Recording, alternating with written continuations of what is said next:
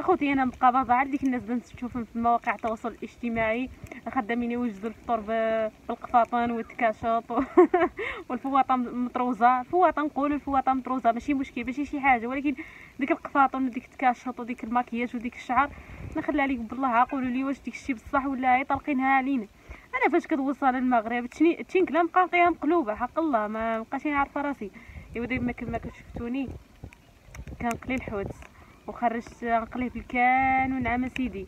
ايوا صافي انا عدل لي خيط طاجين. ايوا المهم انتم معنا. ايوا دابا نكبوا الزيت صافي. يا والله ما ضحكوا عليا، انا ما نعرفش نكتب الحوت في هذا في المقله والله العظيم. غنعملو غير عشوائي صافي. المهم هي المشاركه. وعدلت المقله من هذا التميله.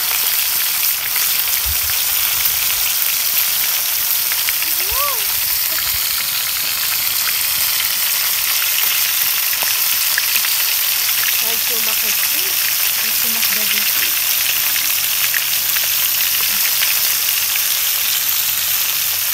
بالنسبه للناس اللي عندهم الحوت كيقولوا الحوت رخاص حنا حوت الدنيا احمد باقي الحوت يعني كما كان الثمن ديالو باقي ما كاينش حتى اختلاف. ودابا كما كتشوفوا حنايا كنقليو الحوت والمغرب قربت وباقي لا شي بزاف، يعني هادشي هذا ندخلوه سخون. هانتوما الاخوان كما كتشوفوا قليت هذا الحوت هذا مشاهدكم سمحوا لي، وهذا باقي كيتصوت عندي هنايا والدخاخين تبارك الله. وهذه الاجواء ديالنا والمغرب قربت والحوت الدخان يجي لذيذ. ما نعرف ربما احنا اللي كيجينا لذيذ. اجي دوك الحويات على كانوا بالدخان.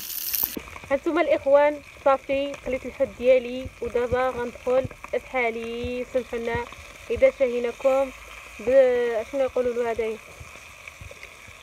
الشرال دبني احمد. الحوت دبني احمد اخوتي راه لذيذ، راه ما كاينش شي بحالو. سلام سلام سلام عمري سلام.